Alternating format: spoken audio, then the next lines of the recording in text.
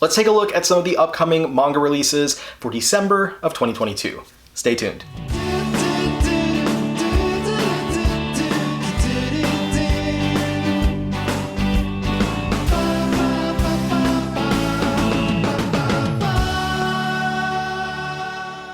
All right, so I think I echo the sentiments of many people here when I say I can't believe we're already at the end of the year. Like, we're already at the end of 2022.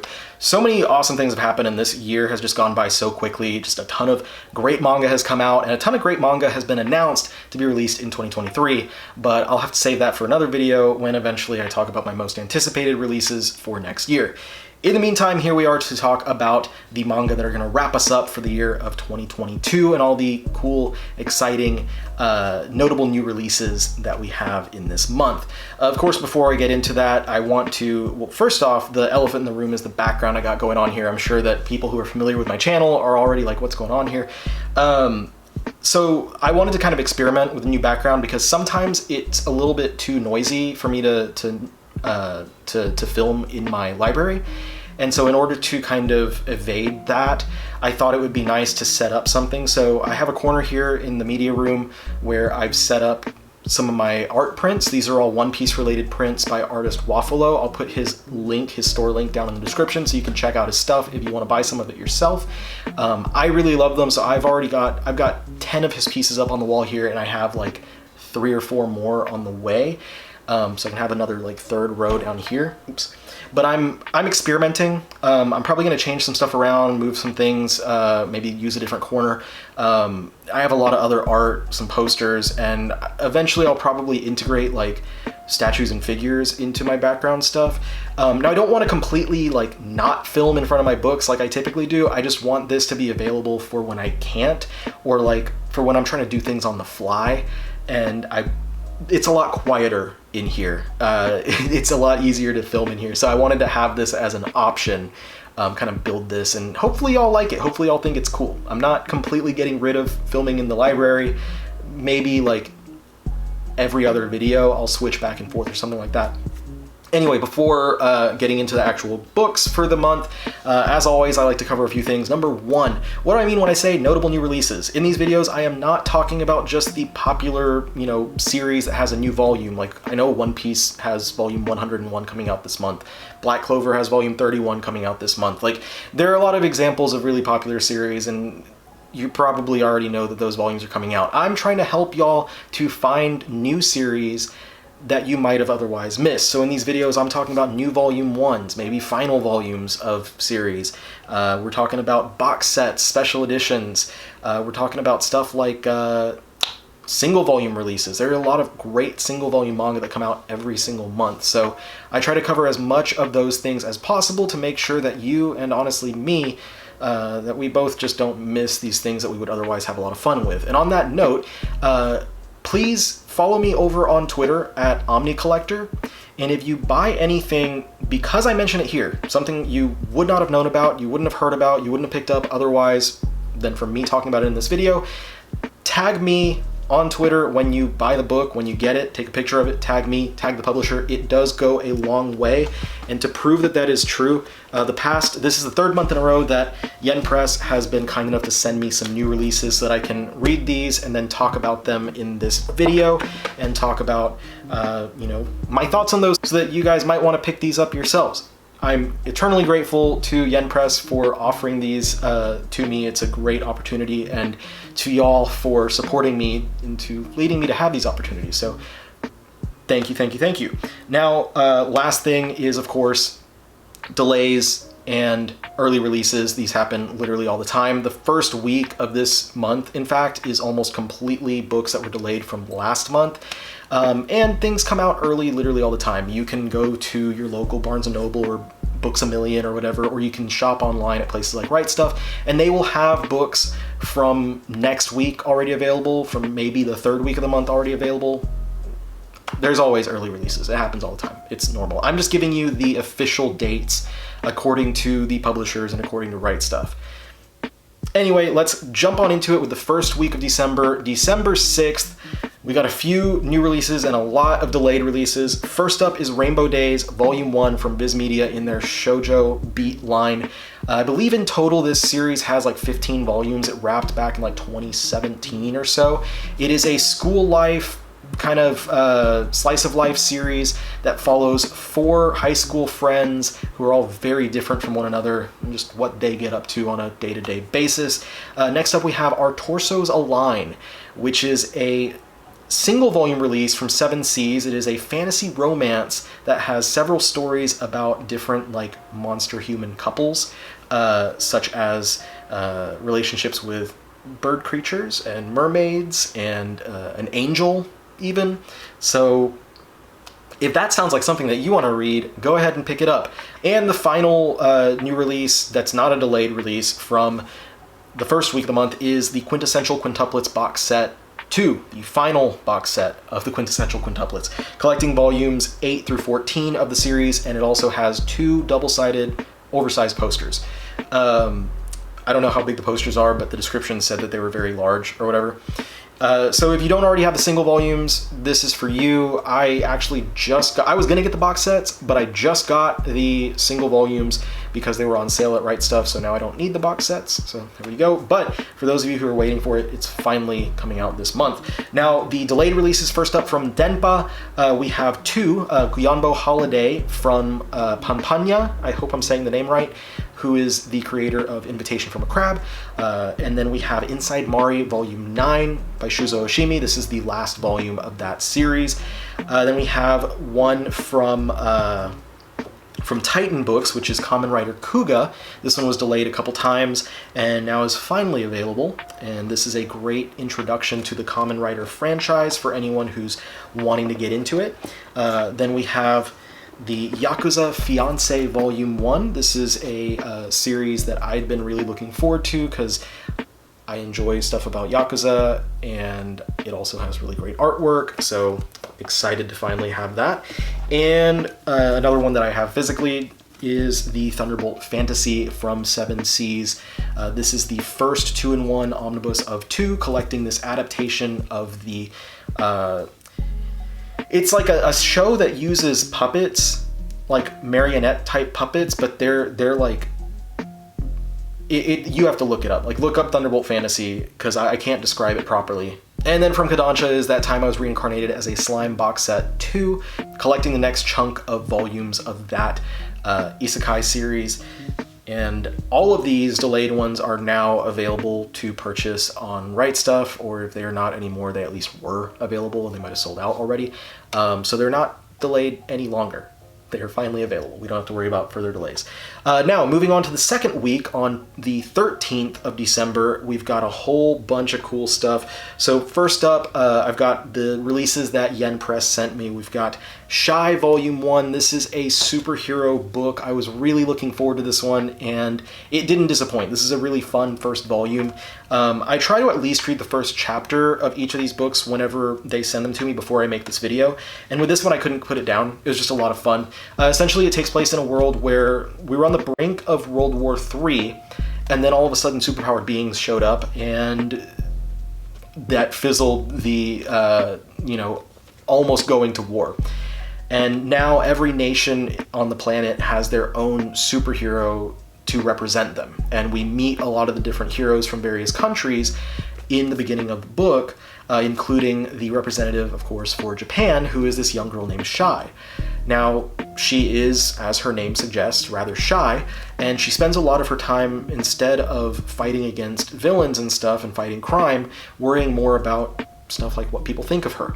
But in this book, we get to see her kind of coming back into herself as a hero after some things have happened, and we get to meet some villains, and by the end of the volume, we're teasing that we're going to meet more heroes coming soon.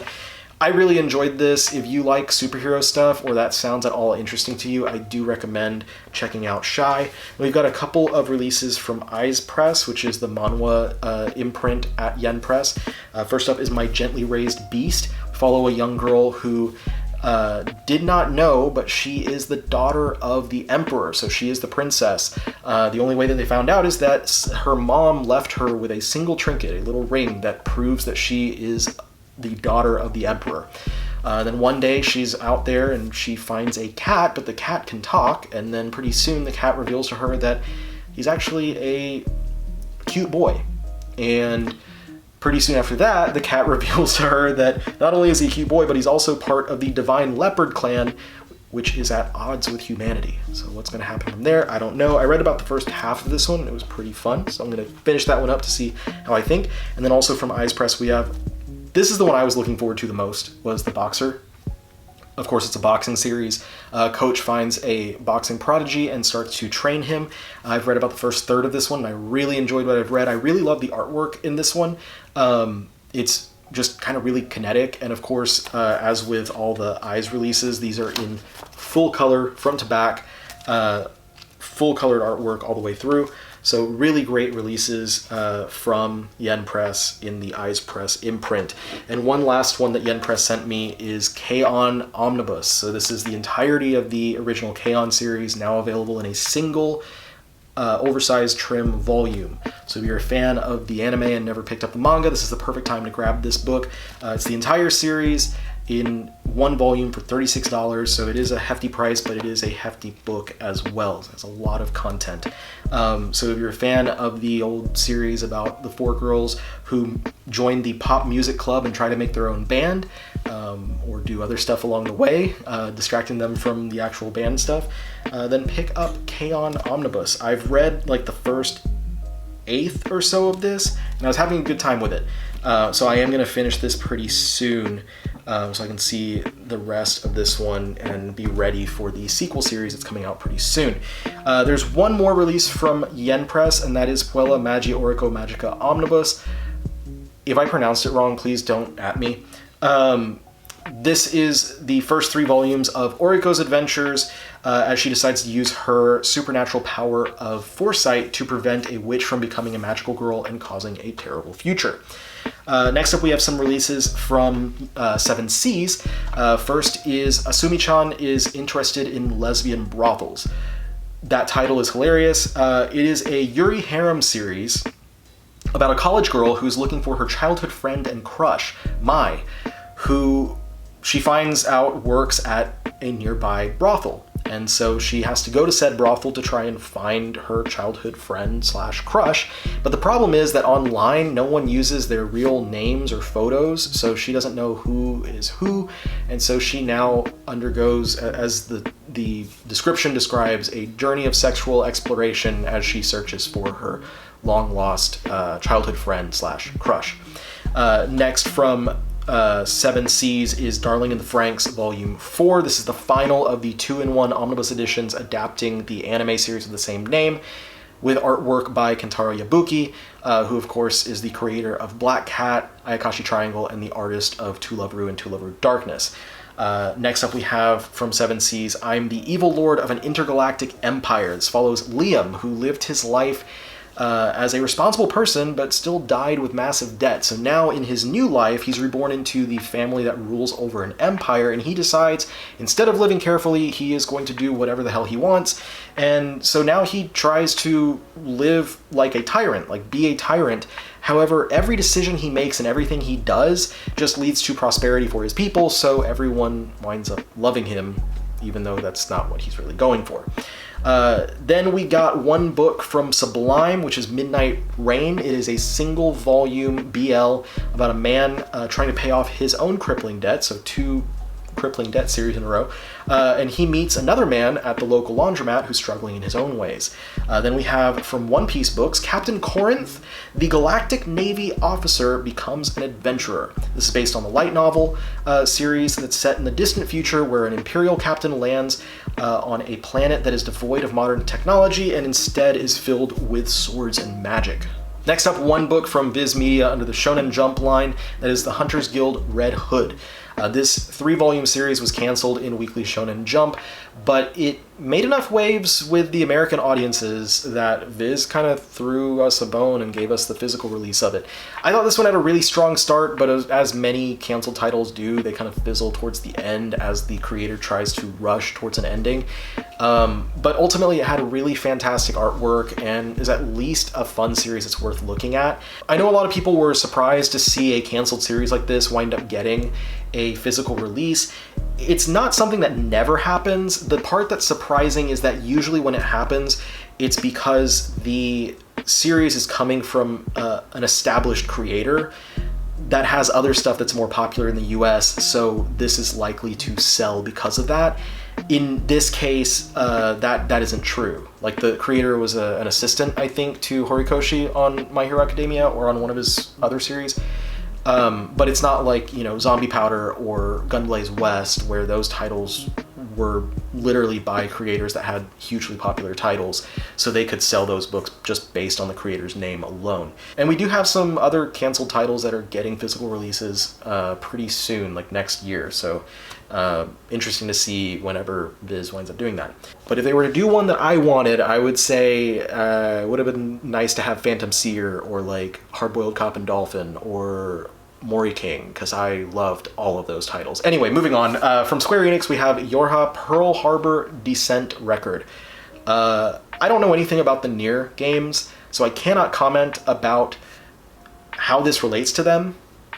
The description I read didn't give any information on whether it was like a prequel, a sequel, a side story, or what. So I have no idea if this can be read without any knowledge of the game, or if you should play the game first to read this. I would assume the latter, but there's a lot of stuff where people will be like, oh no, you could just read this on its own. You don't have to play the game or whatever. Anyway, so I don't know, but for Nier fans, this is out for you from Square Enix. And finally, we have one delayed volume for the second week, and that is the Afro Samurai Volume 1 reprint from Titan. It was originally printed back in the day by 7 Seas. It's finally available on like Right Stuff, so it's not going to be delayed again, even though it's been delayed a few times already. This is the first of 2 volumes. The only differences I know right now are that it features a new cover, and I think there's a foreword or afterword in there by the creator or someone involved with the series. I'm not 100% sure. But I'll get this and kind of look at the two and compare them, because I do have the old 7 Seas version. I bought that back when it first came out. See what the difference is. If it's, you know, different trim size, different paper quality, because the old ones had really nice high quality paper. So before we move into the third week of the month, though, I do want to talk about a sponsor for this video, and that is ABYstyle. Now, ABYstyle has been around for a little bit, making all kinds of licensed merchandise and products based on various things, including a lot of anime and manga. But something that they've been doing recently is the Super Figure Collection, which has figures like these based on popular properties such as My Hero Academia or Naruto. There's some One Piece, Hunter x Hunter, and some really cool Death Note ones, including a pretty nice sized Ryuk. Now, these are pretty high quality sculpts at really affordable prices, which is why I really enjoy these. They range from being like around the $28 to like $35 range. There are some that go beyond that. I think the most expensive one that they have right now is that Ryuk, because it is a much larger figure. But for the price that they come in at, these figures are of really, really nice quality.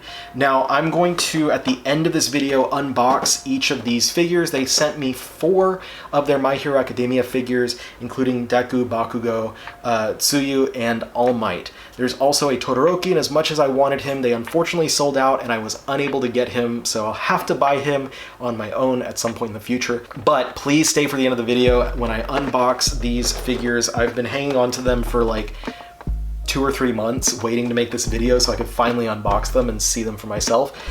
So that'll be at the end of the video. I'll show each of them a little bit in detail to give y'all an idea of like the quality that these have, despite the fact that they are very affordable. All right, so now we move into the third week of the month, and the first one that I want to talk about is Die Wergelder Volume 3.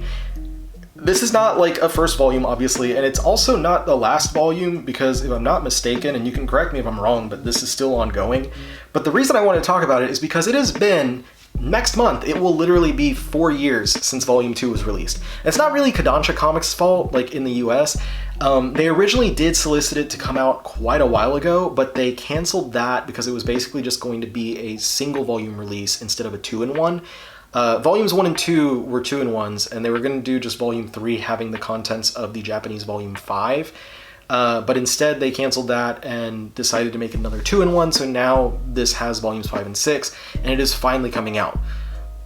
unless it gets delayed again, which is a very highly possible thing to happen. That's the only reason why I wanted to mention this, because of the fact that it has literally been 4 years as of next month since the previous volume came out.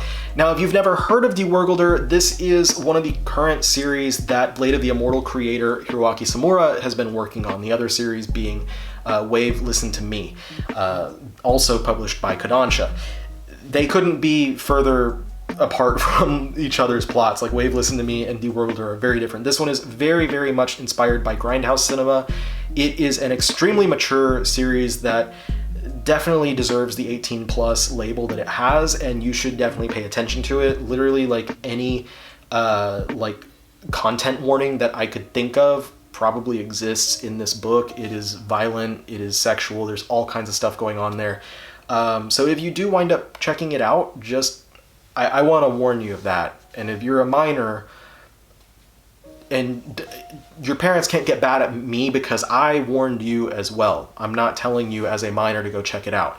I don't want to get in trouble with your mom and dad or your other guardians because you picked something up that is not within their taste. I didn't tell you to get it. Anyway, moving on.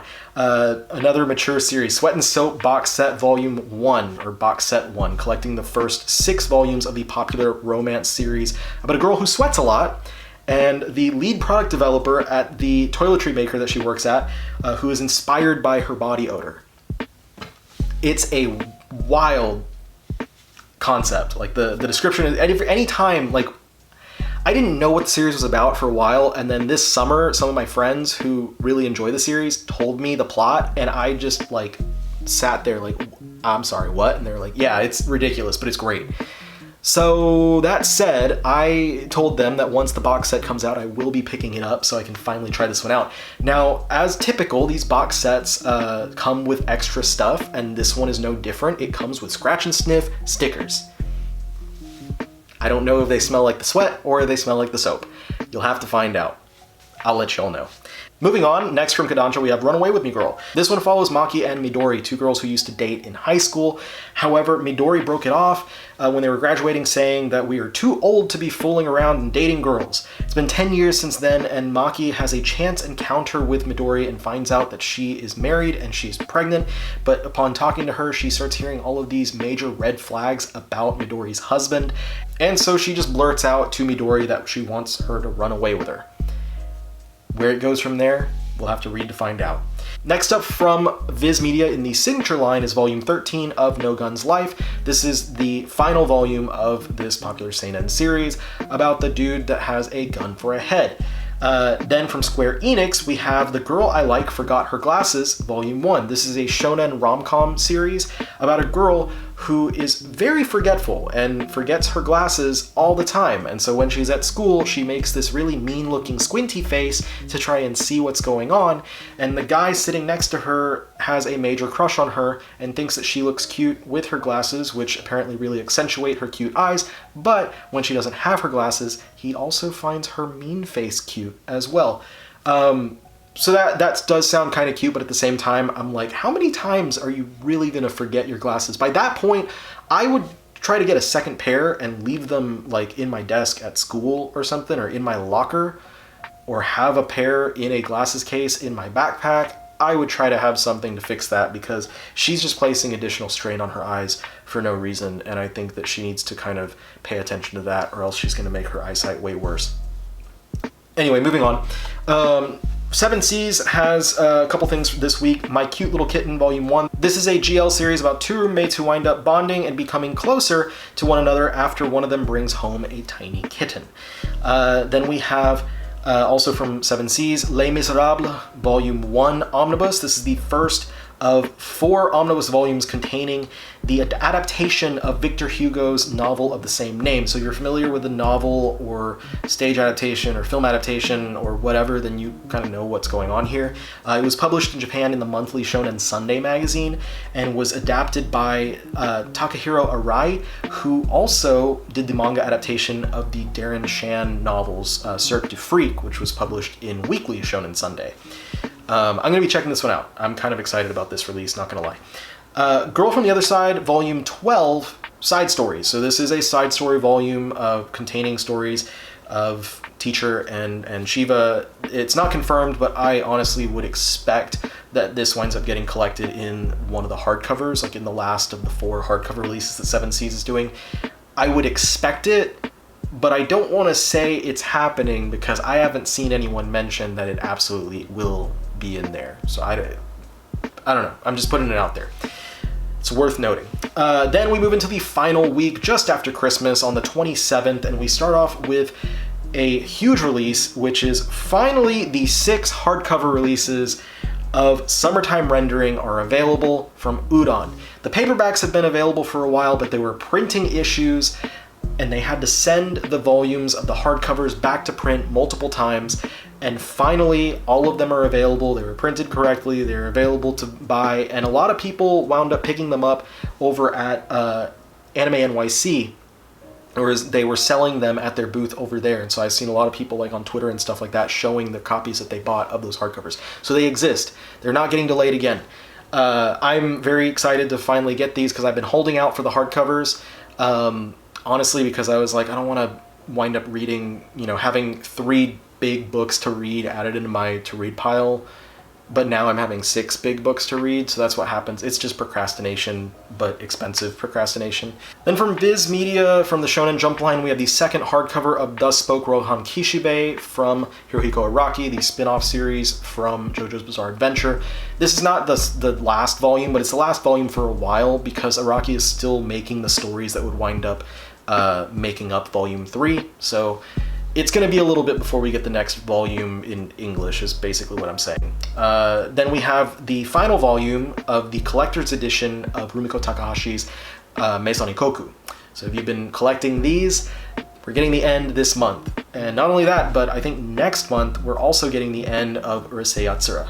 So we're about to have no new releases from Rumiko Takahashi aside from volumes of Mao for the foreseeable future, though I would like to expect that they do a reprint edition of at least One Pound Gospel and hopefully the Rumik World and Rumik Theater books in the nearish future. So maybe Viz will do that now that they're not doing the reprints of Meisani Koku or Urusei Yatsura.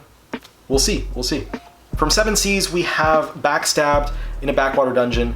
That is not the full title. That is all they could fit on the Right Stuff description, and I think that's also all they put on the spine of the volume itself. But the full title, and this is the longest one this month, and I think one of the longest titles I've seen, period. Backstabbed in a Backwater Dungeon. My trusted companions tried to kill me, but thanks to the gift of an unlimited gacha, I got level 9,999 friends, and am out for revenge on my former party members and the world. It just keeps going, there's text so small I had to lean in to read it. But I think this was delayed from a previous month because I feel like I've read this before and the description sounds really familiar, but just in case, basically it's an adventure harem series about a kid who uses his infinite gacha ability to create a harem of level 9,999 allies. And then he tries to get revenge on the people who wronged him by working alongside those infinite gacha 9,999 allies. All right, moving on, the next one from Seven Seas is Entangled with You, The Garden of 100 Grasses. This is a BL series in their new BL line. It's a romantic fantasy about Marcel and a fearsome horned man he encounters in a forest when trying to help his sister. I believe it's just a single volume release. Then one final book from Seven Seas for this month is volume 10 of Gigant, or Gigant, however you want to pronounce it, which is from the creator of Gantz and Inuyashiki, Hiroya Oku. This is the story about the porn star who can turn giant and fights monsters in that giant form. So this one is finally ending in this volume. So if you've been enjoying that, enjoy the end, or if you've been hesitating to pick it up, waiting for it to end, this is your chance to jump on this one. Then also the 10th and final volume from Square Enix of High Score Girl. This is, of course, the kind of coming-of-age romantic comedy series about 2 kids who have video games in common. This was a really fun one. I've really enjoyed reading this, and I'm happy to finally see the end of it. However, there is a second series. I don't think it's been announced yet for an English adaptation, but there is also High Score Girl Dash is the currently ongoing sequel series that started in 2019. I believe it only has 2 volumes right now, at least according to Wikipedia. So hopefully, if it hasn't been announced yet, we do get that one in the near future. And then we have 2 books from Glacier Bay Books, Invisible Parade by Mississippi and A Favorable Wind on Full Sails. The former, I believe, is a reprint, unless Right Stuff just never got it until now, because I got my copy on the Glacier Bay Books website. And the latter, A Favorable Wind on Full Sails, was originally supposed to come out, I believe, in the summer, along with all the other Glacier Bay books that came out earlier this year. And all of the books kind of got delayed and came out throughout the year. But this one is the last one remaining. At least I haven't gotten it yet. I'm not sure if it was available on their website, because when I did my big old order from Glacier Bay Books website, I didn't get this one because it wasn't out yet. So it might be available now. I haven't checked as far as stuff on the website, but it should be coming out later this month on Right Stuff. So that's it for this month. A lot of really great stuff that I'm excited about. Wrapping up the year in a really great way. Some cool new series are dropping. Some series are ending. Let me know what you're excited about, whether I talked about it in this video or not. I'm curious what y'all are picking up this month. If I did talk about it, remember, if you pick it up because I mentioned it here and you wouldn't have picked it up otherwise, follow me on Twitter at OmniCollector. Tag me when you get the book and tag the publisher as well so they know that I'm trying to help them to sell these books. Thank you so much for watching me go through this. Now, back to the sponsor part of the video. As I promised, we're going to open up those figures and take a look at them. Okay, so let's bust into these. They sent me 4. There's Deku, Bakugo, here is All Might, and here is Tsuyu. And we're going to bust into all 4 of these. Like I said, they also have Todoroki, but they had sold out of them, so they weren't able to send me that one, which is unfortunate because it's one of my favorite characters in the series. But nonetheless, these are all really awesome. Like I said, the range of price on these is like around $35 per figure, which is really nice considering the size and the quality of the sculpt. Now, I'm going to bust these open and then we're going to take a closer look at each of them individually. All right, so I decided to first take a look at All Might, and this is the most like plain of the 4 figures that they sent. So that's kind of what I wanted to start with this one, because he's not the most detailed. As you can see, the others in the background are all in pretty fun poses, whereas All Might is just kind of standing in the generic superhero pose. But even so, the colors, the paint apps are all really nice on this figure, and it has some good detail, mainly in the head sculpt and the hair on there. Now, the thing about All Might is that his face is inherently goofy, and I think that that's captured here. And the thing that makes All Might, in my opinion, kind of more difficult to capture in a figure is that a lot of how you perceive him in the series is because of the shadows that are presented around him. So like his face is often covered with shadow, and that creates a more dynamic effect. So this looks pretty accurate. The quality of the paint apps and the sculpt are there. It's just that they chose to not put the shadows on him. But this is just the first of the 4. My least favorite of the 4, but still a great figure nonetheless, in my opinion. But let's move on to the next one. All right, now let's take a look at Tsuyu. Now, she's not as physically imposing as All Might is. He's much larger, but she is much more dynamic than he is because she's in the leaping pose. The stand has a little piece that goes into her back, so she can be leaping. And she also includes this tongue piece right here. You can put a smaller tongue in there if you just want it, that little piece, to have like a little bit of tongue hanging out of her mouth. But I mean, if you've got the Tsuyu figure, I feel like anyone's going to want to put the longer one in there instead. This is a fun figure. The sculpt in this one is really good. I like the paint apps on this one. I think it looks a lot better than All Might does. And if you're a fan of the character of Tsuyu, this is a really great piece that you would want to add into your shelves to put alongside the manga. And I think it's wonderful. She's personally not my favorite character in the series, but like the sculpt, her hair, her goggles, the her boots and stuff, her tongue. Everything about this figure is really high quality, again, especially for the price point that they come at. All right, now we have Deku, and I love this figure. Like, this is such a cool, dynamic figure. The detail and paint apps on this are perfect. His face looks perfect. It's perfectly detailed. A lot of times in these cheaper, like, PVC figures and stuff, their faces don't look exactly right. This one, I think, came out just right, and I love the, like, energy that's coming off of the body. It makes it look a lot more dynamic. The pose is great. Everything about this Deku is fantastic.